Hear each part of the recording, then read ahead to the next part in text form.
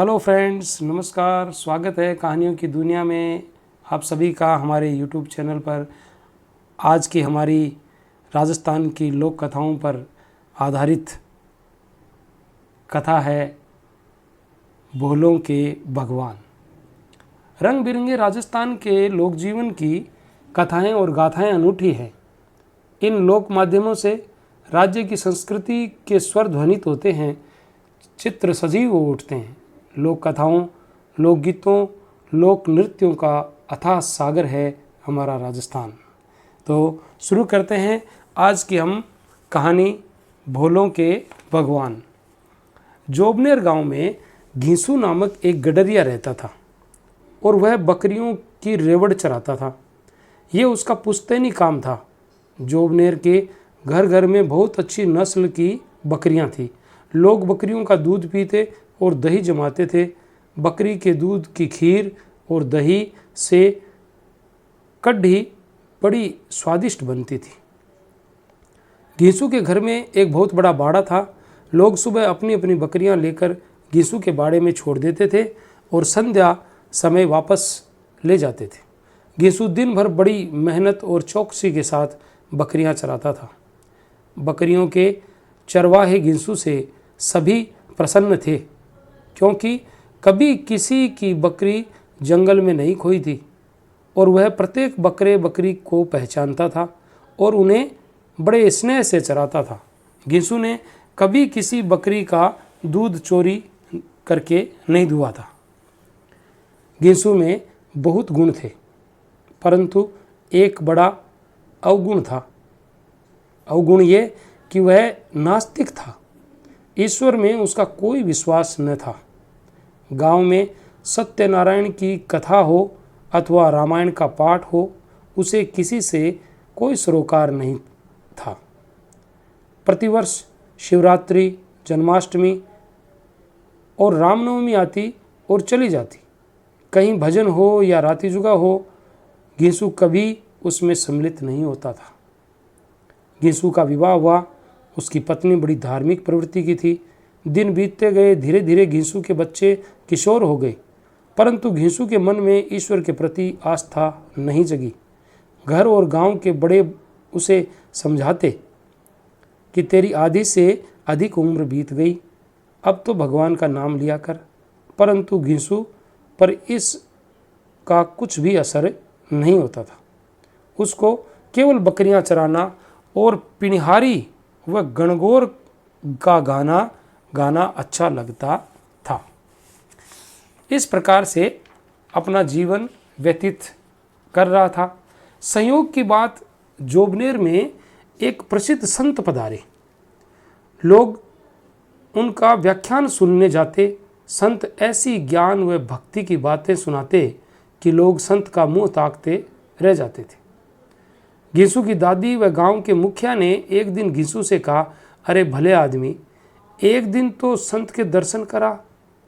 सारा गांव रोज सुबह काम धाम छोड़कर उपदेश सुनने जाता है, तुझे क्या एक दिन की भी फुर्सत नहीं है? घीसू बोला, यदि मैं रोज सुबह उपदेश सुनने जाऊं तो बकरियां कौन चराएगा? अपनी बकरियां आप चरानी पड़ी तो लोग उपदेश सुनने जाना भूल जाएंगे। आप गांव के वयोवृद्ध मुखिया हैं और ये मेरी दादी है, अतः आपकी बात टालना ठीक नहीं। मैं एक दिन उनके दर्शन करने जरूर जाऊंगा। दूसरे दिन प्रातः घीसू जंगल में बकरियां चरा रहा था। उसके हाथ में मोटी लाठी थी, जिसे दोनों कंधों पर झुलाता वह मस्ती में गणगौर गा रहा था। वह अभी गीत पूरा गा भी न पाया था कि तंबूरा हाथ में लिए दूर से आते वही संत दिखाई पड़े। घीसू ने सोचा कि आने जाने का झमेला कौन मोल ले, यहीं दर्शन कर लेते हैं। अतः वह दर्शन करने दौड़ पड़ा। संत ने देखा कि लठ लिए कोई सामने से दौड़ा आ रहा है, तो मुंह मुड़ करके संत वहां से भाग खड़े हुए। आगे आगे संत और पीछे पीछे घीसू भागने लगा। संत ने तंबूरा एक ओर फेंका और तेजी से दौड़ने लगे। संत को तंबूरा फेंकते देख घीसू ने भी अपनी लाठी फेंक दी। भागते संत ने मुड़कर देखा कि पीछे वाले व्यक्ति ने लाठी फेंक दी है और हाथ जोड़े हुए उन्हें पुकारता दौड़ रहा है। तो संत रुक गए। पास आकर हाँफते हुए घिंसू बोला, महाराज वाह, मुझे तो आप में कुछ दम नहीं दिखा। ऐसा ही दम आपके भगवान में भी होगा, जरा दिखाओ तो सही कि आपके भगवान है कैसे। संत चौंक पड़े, बोले, भाई भगवान के दर्शन के लिए भक्ति आवश्यक है और भक्ति के लिए गुरु बनाना उससे भी ज़्यादा आवश्यक है। बिना गुरु के ज्ञान नहीं और बिना ज्ञान के भगवान नहीं। भगवान के दर्शन के लिए मैं भक्ति करता हूँ, तभी भगवान दर्शन देंगे।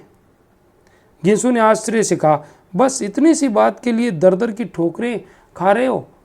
तुम मुझे शिष्य बना लो, मैं भगवान के दर्शन तो नहीं करा सकता, पर हाँ दूध खूब पिलाऊंगा। मेरे पास घर में बकरियां बहुत हैं। संत बुरे पसे, बोले, मैं तो पहले ही गुरु बना चुका, अब तू और किसी को अपना गुरु बना ले। कहकर संत मुड़ने लगे। घिंसू ने पलटकर संत का हाथ पकड़ लिया, बोला, ऐसे कैसे भाग रहे हो? लो, मैंने तुम्हें गुरु धार लिया, अब कराओ भगवान के दर्शन। बेचारे संत अवाक रह गए। ऐसा चेला तो पहले कभी मिला नहीं। उधर व्याख्यान का समय भी हो चुका था। सैकड़ों व्यक्ति उपदेश सुनने की प्रतीक्षा में बैठे थे होंगे। अब करें तो क्या करें?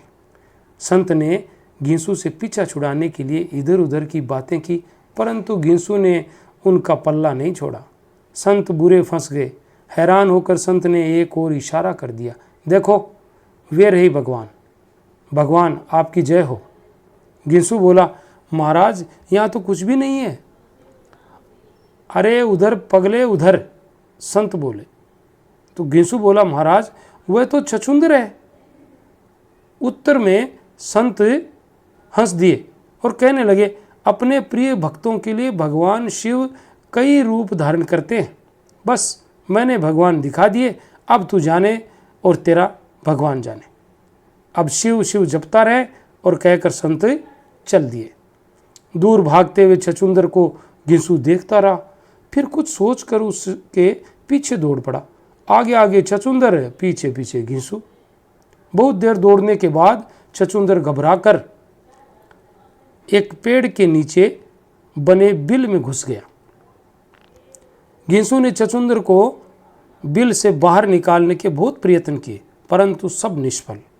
तब घिंसू ने अपनी लाठी बिल में फंसाकर छोड़ दी और फिर भागा भागा कुल्हाड़ी और फावड़ा ले आया। अब उसने लाठी निकालकर एक और फेंक दी और शिव शिव जपते हुए बिल खोदने में जुट गया। बहुत देर तक बिल खोदता रहा और शिव शिव जपता रहा। उसके मन में तनिक भी कुटिलता नहीं थी। उसकी वाणी और कर्म दोनों ही निस्वार्थ थे। बिल खोदते हुए घिंसू के माथे पर पसीने की बूंदें चमकने लगी। उसने अपने गमछे से पसीना पोंछा। बस इसी एक क्षण में छछूंदर उछलकर बाहर निकला और दौड़ पड़ा। घिंसू ने छछूंदर के पीछे भागते हुए कहा, भगवान जी, तुम अन्य भक्तों से तो छल करके भाग सकते हो, परंतु मुझसे नहीं। इस बार जरा तगड़े पक्के भक्त से पाला पड़ा है। थक कर छछूंदर एक अन्य बिल में घुस गया, परंतु घिंसू भी हार मानने वाला नहीं था और उसने उस बिल को भी मनोयोग से खोदना शुरू कर दिया और उसी भावना से शिव शिव रटने लगा। बिल खोदते खोदते घिंसू के हाथ लहूलुहान हो गए। उधर कैलाश पर्वत पर शिव और पार्वती विराजे हुए थे। शिव जी राम कथा सुना रहे थे और पार्वती जी बड़े प्रेम से सुन रही थी। अचानक शिव जी की हथेली से रक्त रिसने लगा। उसी क्षण शिव जी उठ कर नांदिए की ओर बढ़ने लगे। पार्वती जी चौंक कर बोली, नाथ ये क्या, आप कहाँ चले?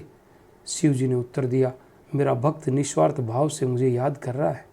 मुझे ढूंढने के लिए फावड़ा चलाते हुए उसके हाथ लहूलुहान हो गए हैं। मेरे भक्त के हाथों में चोट के कारण मेरे हाथ में भी खून निकल रहा है। पार्वती, ऐसे भक्त के लिए मैं कुछ भी कर सकता हूँ। ऐसी भक्ति की बात पार्वती जी के गले नहीं उतरी और बोली, ये क्यों नहीं कहते कि आपको नांदी पर बैठकर सैर करना अच्छा लगता है? भला इस कलयुग में कौन शिव को याद करता है? जब शिव ने भक्त की भक्ति की बार बार दुहाई दी तो पार्वती जी को क्रोध आ गया और बोली, आप कैलाश पर बैठो, मैं जरा भक्त की परीक्षा लेकर आती हूँ। ये कहकर पार्वती जी मृत्युलोक में घिसु भक्त के पास प्रकट हो गई। उसी जोबनेर गांव के पास की ढाणी में एक बातूनी औरत धनिया भी रहती थी। वह आते जाते घिसु से बातें करती, ये उसकी आदत थी। राह चलते किसी भी व्यक्ति से बातें किए बिना उसके पेट में बाजरे की रोटी पचती नहीं थी। जंगल में लकड़ी काटते जाते हुए वह घिसु को जब जब टोकती रहती थी, जब तब टोकती रहती थी। जमीन खोदते घिसु के पास पार्वती जी खड़ी हो गई। घिसु बिना ध्यान दिए मिट्टी खोदता रहा। उसके हाथों से खून बह रहा था, मुंह से शिव शिव जप रहा था। इतने में पार्वती जी ने कहा, तू किसे याद कर रहा है? घिसु आज बेहद थका हुआ था। उसने सोचा कि धनिया फिर माथा पचाने आ गई है, अतः बिना ऊपर देखे ही जल्लाकर बोला, तेरे घरवाले को याद कर रहा हूँ, जाकर भेज दे उसे।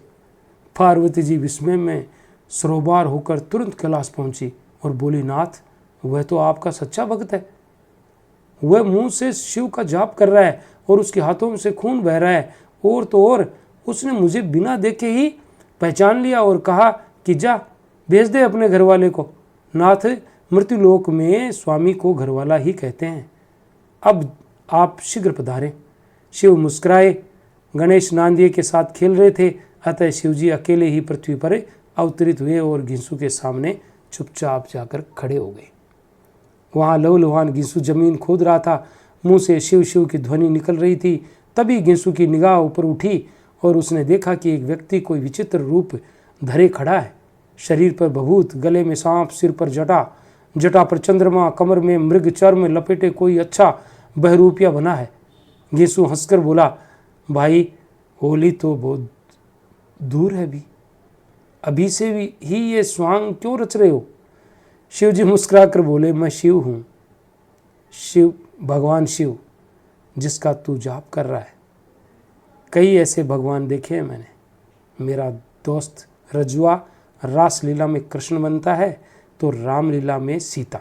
हाँ, कभी वह शिव नहीं बना। मानना पड़ेगा कि तुम असली बहरूपी हो, कहकर वह अपने काम में जुट गया।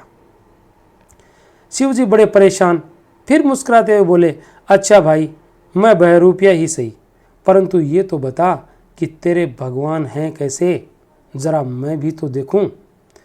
तब घिसु ने कुल्हाड़ी एक ओर फेंक दी और कहने लगा, मेरे भगवान के 4 पैर हैं, 2 चमकती आंखें हैं, लंबी पूंछ है, तेज लंबे दांत हैं, कांपता हुआ नथुना है और नथुने पर बाल है, काला रंग है। अब समझे?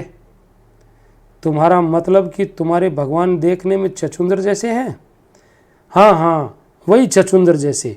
खूब पहचाना तुमने। ये कहकर घिसु फिर बिल खोदने में जुट गया और शिव शिव जपता रहा। भगवान ने तुरंत छछूंदर का रूप धारण कर लिया। कुछ देर पश्चात घिसु की दृष्टि ऊपर उठी तो उससे छछूंदर बैठा दिखाई दिया। वह कुल्हाड़ी छोड़ छछूंदर की ओर लपका। इस बार घिसु के आश्चर्य की सीमा न रही जब उसने देखा कि छछूंदर भागा नहीं, बल्कि वहीं बैठा बैठा उसे टुकुर टुकुर देख रहा है। घिसु ने बड़ी फुर्ती से अपना साफा उतारा और छछूंदर के ऊपर धीमे से रख दिया। फिर दौड़ा दौड़ा संत के पास गया। संत को पकड़कर घसीटते हुए लाया और कहा, महात्मा जी, मैंने भगवान के दर्शन कर लिए। आपको दर्शन करने हैं तो कर लो और संभालो अपने भगवान को।